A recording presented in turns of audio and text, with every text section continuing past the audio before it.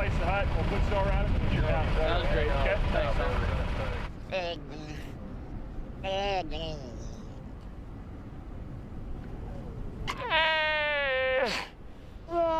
Waddell seals are at home on the ice. They live far from open water and use cracks and holes to get in and out of the water and to breathe. In October and November, the seals haul themselves out on the ice to give birth and raise pups.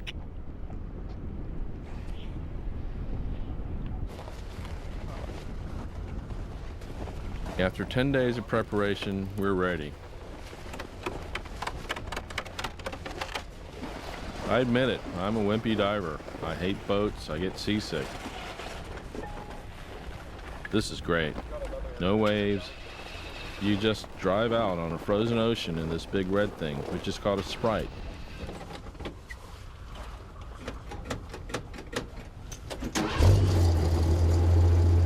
A Sprite is fun for about the first 5 minutes. It's like driving a tank. But a tank's fast. This thing maxes out at about 10 miles an hour.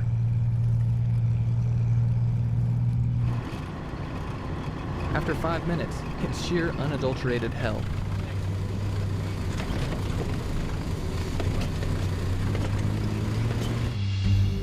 After a rough hour's ride over the frozen ocean, the team arrives at the dive hut that they place next to a rock called Little Razorback Island.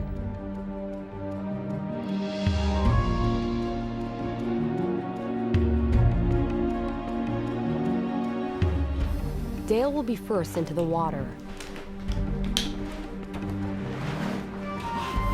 3 layers of underwear and a dry suit. It still doesn't really keep you warm. But for me, it's worth it. There's no diving like this anywhere else in the world. The only thing exposed to the water is your lips. At first, they burn, but then they get completely numb, and it's okay.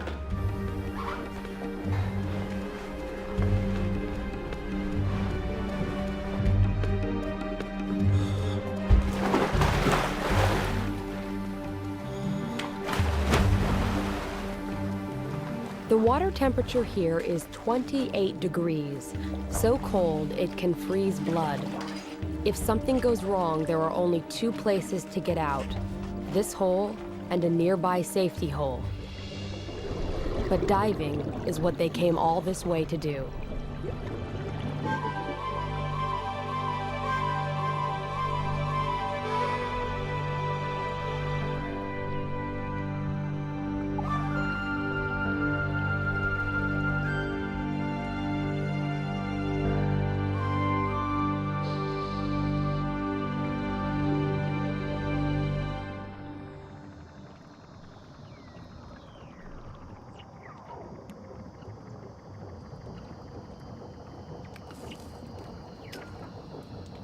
The crystals on the bottom are called anchor ice. In shallow places like this, ice forms on almost anything the water touches, so it grows in kind of an ice garden.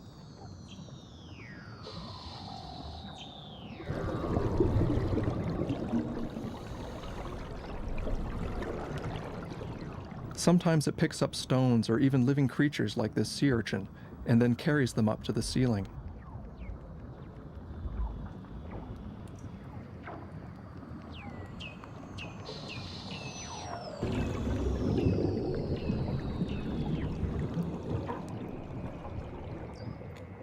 To me, these noises sound like alien radio signals in science fiction movies.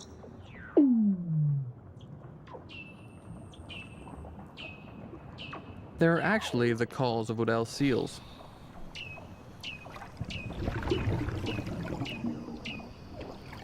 The seals will go anywhere they can find a hole for air.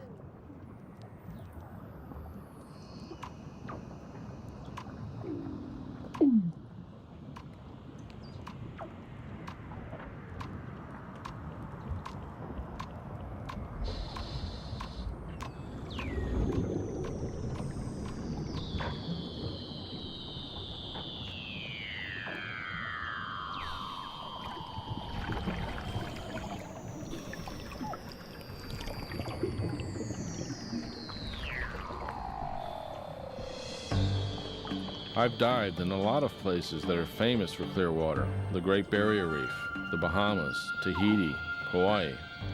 This is far clearer. At this time of year, you can see almost a quarter of a mile.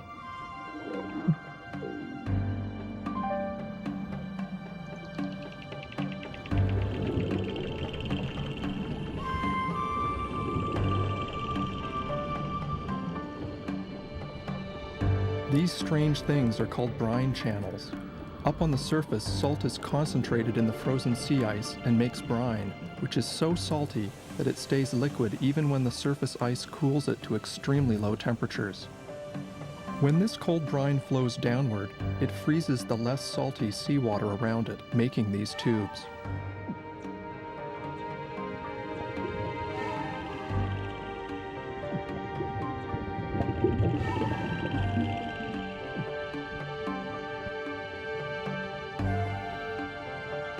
We're diving in shallow water because most of the action is on the ocean floor. These sea stars have just finished off an urchin and are attacking each other. Some of these animals are far bigger than similar species elsewhere. This sea spider is a giant compared to its cousins that live in warmer water. Isolation helps these animals evolve differently, and their slow metabolism in the cold lets them grow older and bigger.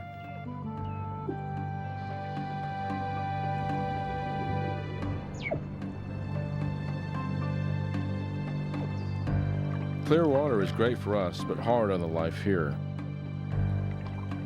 There's been no sunlight for 4 months, so nothing has been growing in the water. Everything is hungry. This anemone may look pretty, but it's a ravenous predator. The current has carried this jelly too close to the bottom. The anemone snagged it. Sometimes they can eat an entire jelly.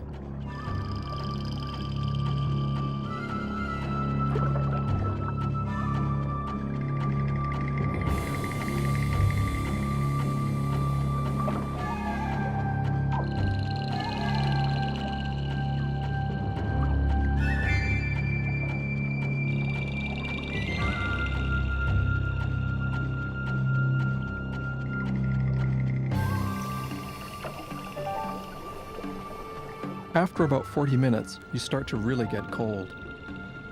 It's time to get back to that warm hut. Under the ice, you have no clue what the weather's been doing, but this is Antarctica. It's sure to be different.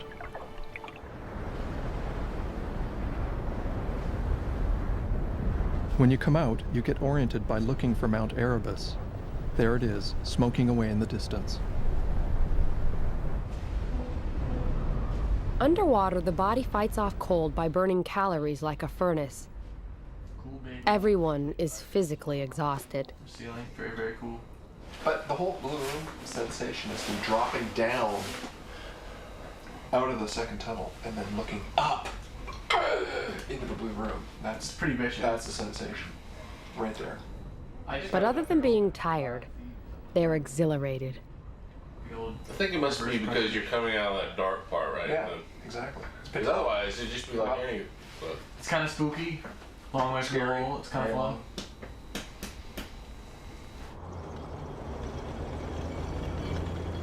The next day, they're right back out on the ice.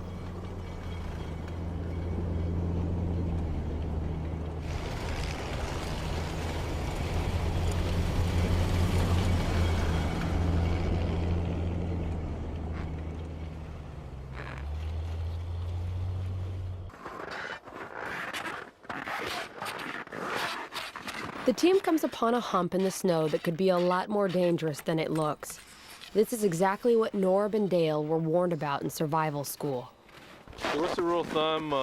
It has to be, we need 30 inches of ice, but if we get a crack, it's got to be less than a third the track width. So I think if we just get a shovel here and we can clear some of this away and see how wide it is. This snowdrift marks a crack in the ice. You can't tell from the surface if the crack is too wide for the Sprite to cross. It's always weird to think that right underneath this solid-looking surface, there's ocean 1,000 feet deep. I love diving, but I sure don't want to fall in.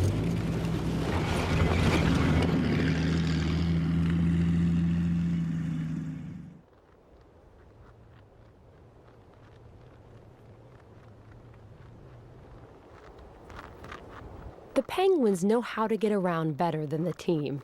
In fact, research has shown that their funny waddle is actually very efficient.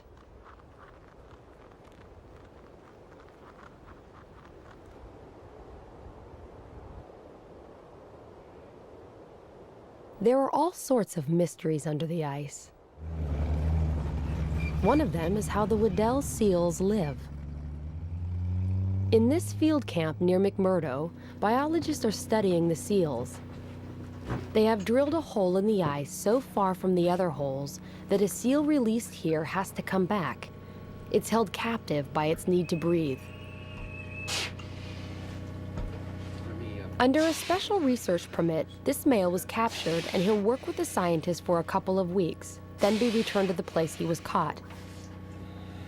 They have glued instruments on his back and a camera on his head to explore a world of life and hunting under the ice that would otherwise be hidden forever.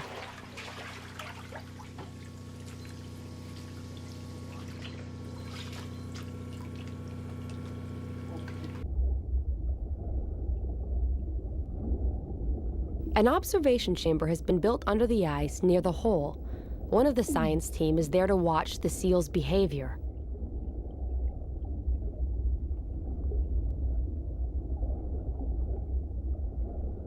This seal, and others that have worn the equipment, have led to breakthroughs in the study of Weddells. The video the seal takes is a first. Here, with the camera pointed forward, is something divers and scientists had never seen before. The seal blows bubbles at the sea ice ceiling and flushes out its prey.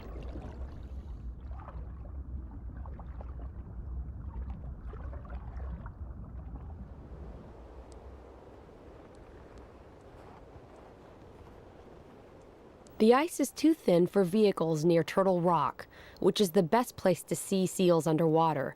The team must hike with tanks, cameras, weight belts, and all.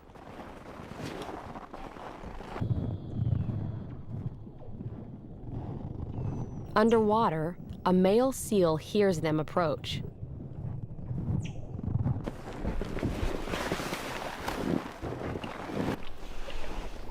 He checks them out. But he has other things on his mind. There is a female in the neighborhood.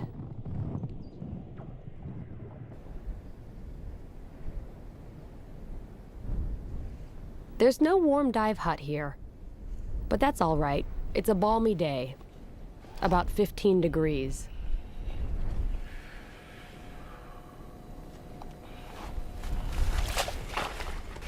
Since the big drill can't get here, the team has to dive through a seal hole. The water's constantly refreezing, but keeping the hole open is one thing the divers can do more easily than the seals. Seals have to use their teeth.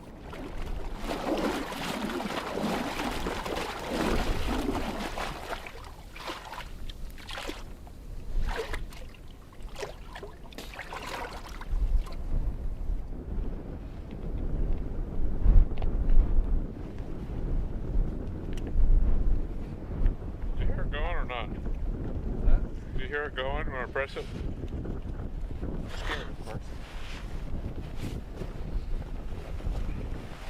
It's making a lot of noise though. I got this other one anyway. Mike, let's try The this details get you every time. I've had trouble with this hose before, so I want to be real sure it's working.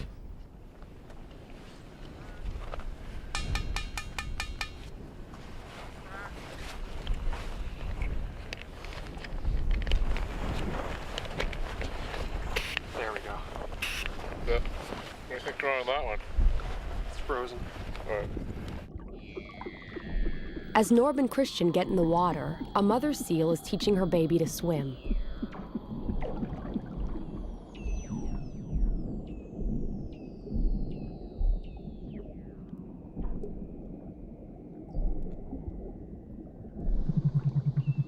But she has other concerns too.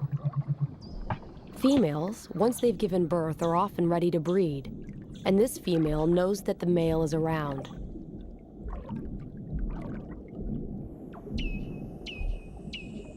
Seals can dive as deep as 2,000 feet. They have been known to stay underwater for over an hour. But they don't get decompression sickness, the bends, which is a major hazard for divers. To prevent the bends, divers must be careful when ascending so nitrogen doesn't fizz out of their blood like bubbles in a soft drink.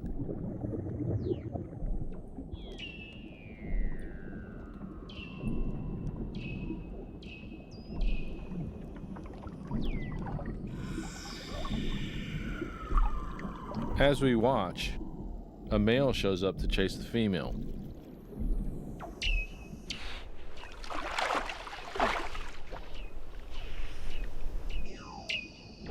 But she's not interested.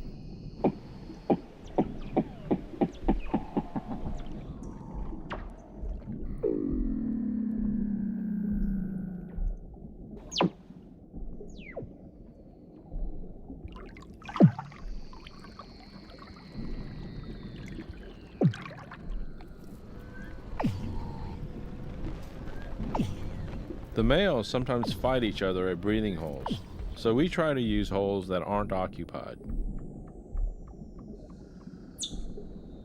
As Christian heads for the hole to get out, something unexpected happens.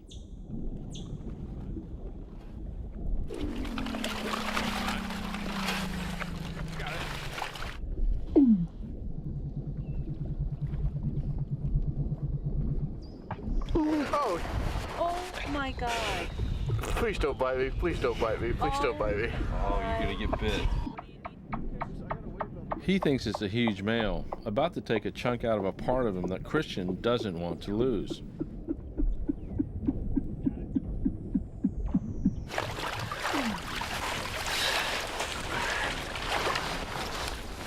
Like, whoa, somebody's used to me.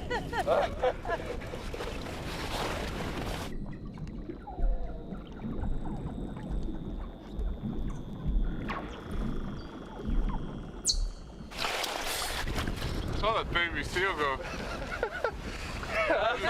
Oh. Like, don't bite me, don't bite me. That mom didn't care at all, man.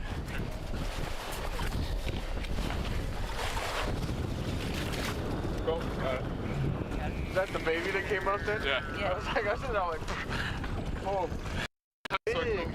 big dude over here, scraping out a hole. This big one is a leopard seal. He's near the top of the food chain. A wolf of the Antarctic. A penguin eater.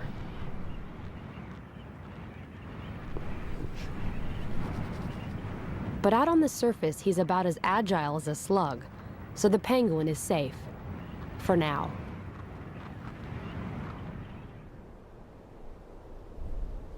Kular Cliffs, the next dive site, is too far away from McMurdo Station for the team to use a drilling rig.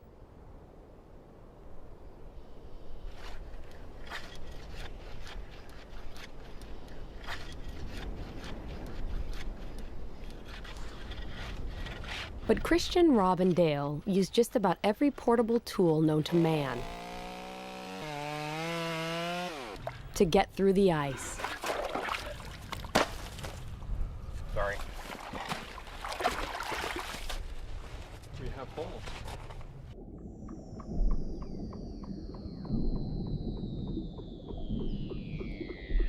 This is the type of sea star that I have never seen before, using its long arms to pick plankton out of the water as the current moves past.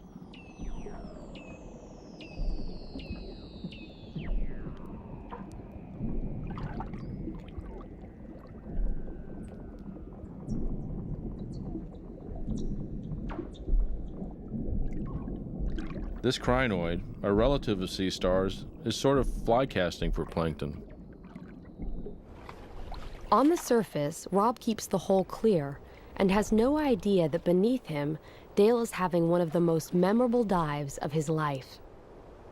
He is witnessing the effects created when snow from these cliffs melts and sinks beneath the cracks in the rocks.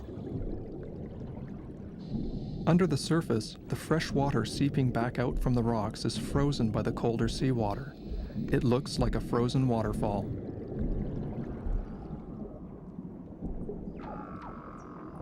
The sunshine has been feeding energy to algae, which is turning green and golden. Soon the algae will bloom in the water and end our season by ruining the visibility. But for now, it's just plain beautiful.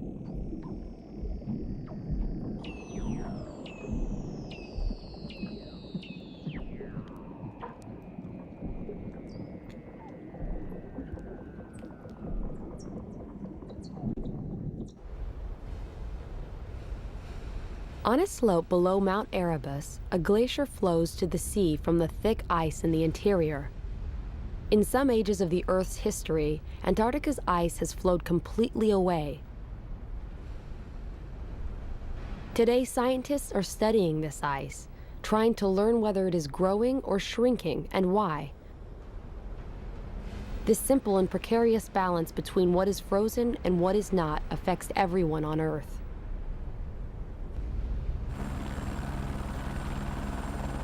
Norb's team has put a hut right where the glacier meets both rock and the sea.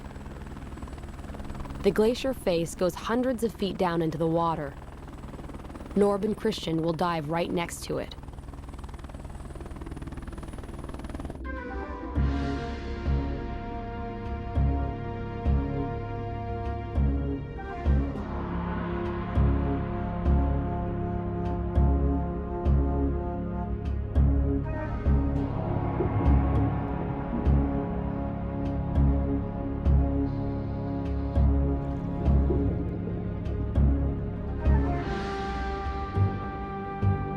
This is a spooky place. When you swim close to this, you can't really tell where the water ends and the ice begins. It gives you kind of an ominous feeling.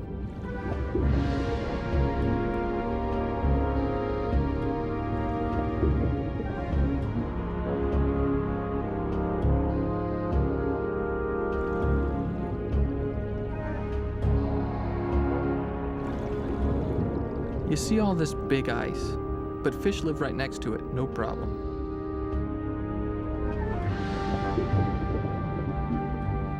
They make their own antifreeze in their pale blood. The ice isn't ominous to them, it's home.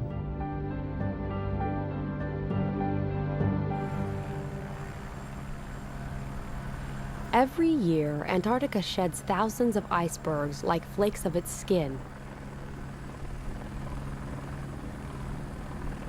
Everyone knows that icebergs hide most of their mass underwater, which is why the team wants to shoot near one. But that, like everything else here, is going to be harder than they thought. Christian and Rob have been out for 2 days looking for bergs to explore. Their report is not good. Hey. Gotta go Cape Roberts. Well, Cape Roberts is pretty nice, but we weren't able to find any diveable icebergs. Oh, you kidding?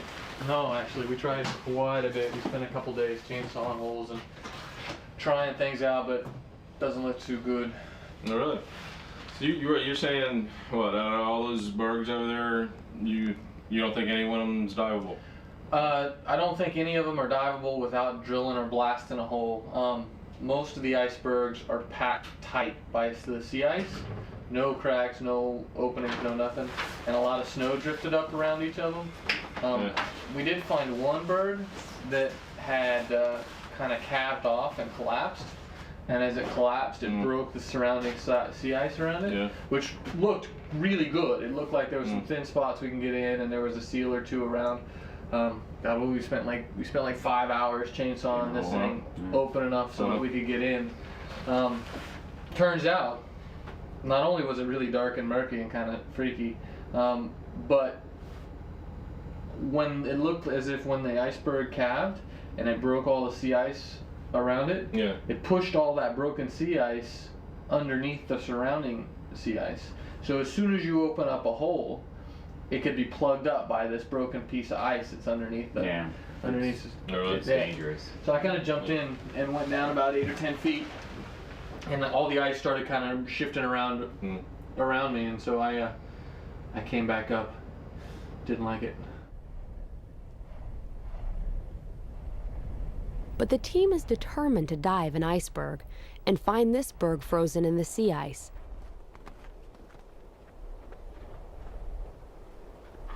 The berg appears to be in very deep water, not the most interesting diving. But at least there's a seal hole to dive through, and what they discover is a complete surprise.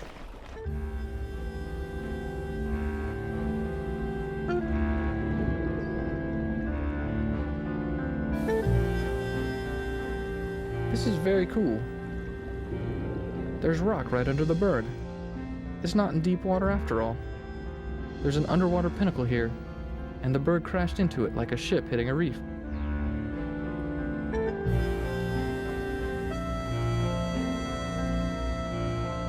But a ship would be here for centuries. It's hard to imagine, but soon this huge structure will just disappear.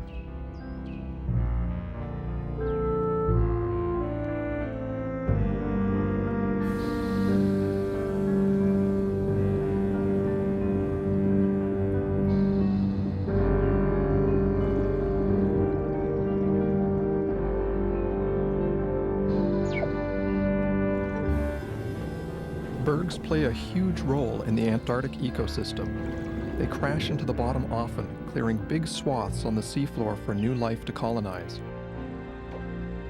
Some scientists think this constant churning of the bottom is one of the reasons that life down here is so diverse.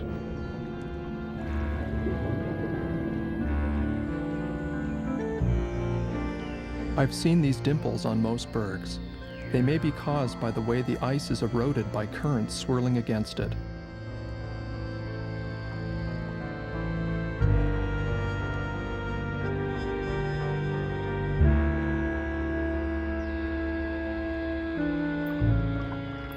Young fish take refuge in the dimples. I guess when this berg melts, they'll just go find another one. It's not as if there's a shortage.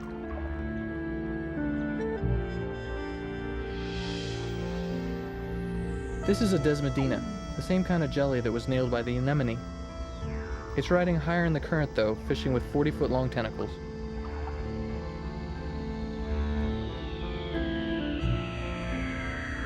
It has been another great dive, but this dive costs the team big time. Calling from McMurdo Station in Antarctica. I'm a physician. I'm a diver, and I have somebody here who's a professional diver who truly seems like he has decompression sickness. Diving down here Dale is in trouble. water, He may have the bends. diving heavily for a week. It's a sharp pain in my back, and I don't want to mess with it. If there's a bubble in there, you never know. You can be paralyzed for the rest of your life. He awoke. Sometimes you just don't recover, and you can't dive ever again. Kind of a tough one. Now we do have a chamber here, and the chamber is standing by. Might as well get in. Here we go. See ya. Bye. Imagine being told that you can no longer do something that has been a large part of your life since you were a child. 30 seconds for a descent to 60 feet. Dale has been placed in a hyperbaric chamber, an enclosure in which air pressure is first gradually increased and then gradually decreased. This shrinks the nitrogen bubbles in Dale's tissues and allows the extra nitrogen gas to safely diffuse out of his body. I feel selfish for being depressed about losing what some may consider to be a hazardous job. Most of all, I'll miss being underwater, under the ice.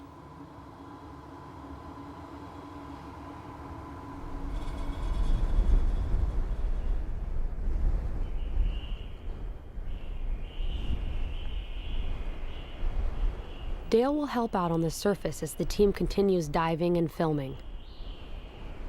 They fly to the strangest dive site on the schedule. It's near a region called the Dry Valleys, where wind keeps the rock scoured clear of ice. At the foot of these valleys is sea ice that is unusually thick and stable. Near the ice, the National Science Foundation has built a well-equipped field camp. Here, oceanographers are studying life that is remarkably similar to what lives thousands of feet down on the ocean floor. the largest and least known ecosystem on Earth.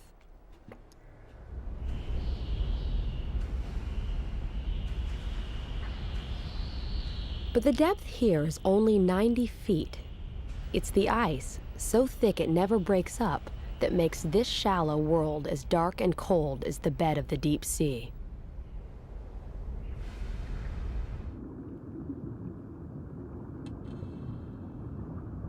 These unusual soft corals have evolved to sweep the sand for food, a behavior that has never been seen anywhere else.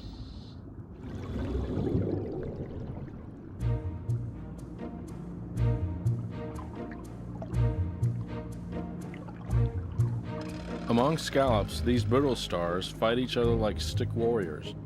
The red ones eat the white ones, if they can catch them.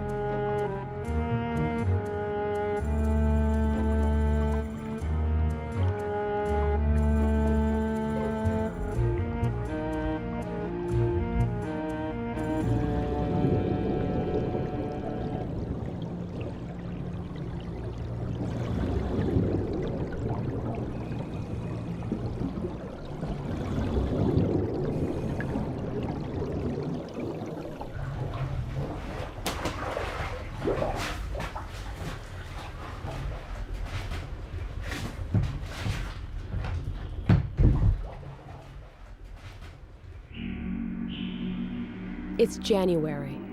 On the shore, water is cut loose by temperatures that flirt with a thaw. But summer ages quickly. The midnight sun sinks toward the first sunset of autumn, and there are new visitors to McMurdo Sound.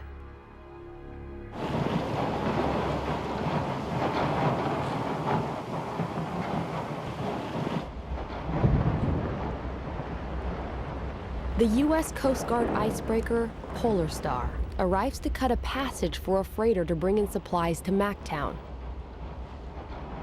In the strips of open water behind the icebreaker, minke whales appear. They're feeding on plankton that has bloomed in the water under the ice in the constant daylight. Minkies, among the most common whales in the world, are still hunted in Antarctic waters.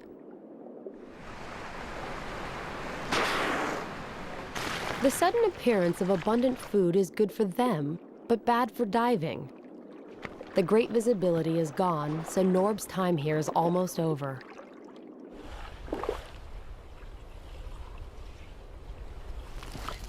All around the coast of Antarctica, ice cracks and disintegrates. The expanse of sea ice has shrunk from its maximum of 7 million square miles to its minimum of only about 1 million. There are other visitors out there, but they're more elusive.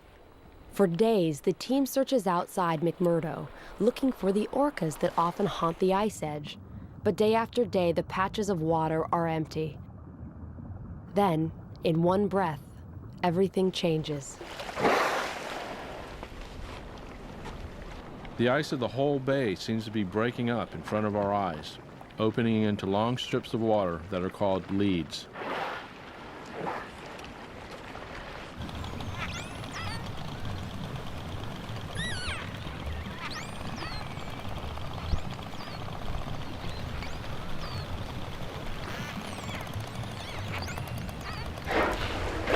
The orcas take advantage of these leads as soon as they open to get as far into the ice as they can.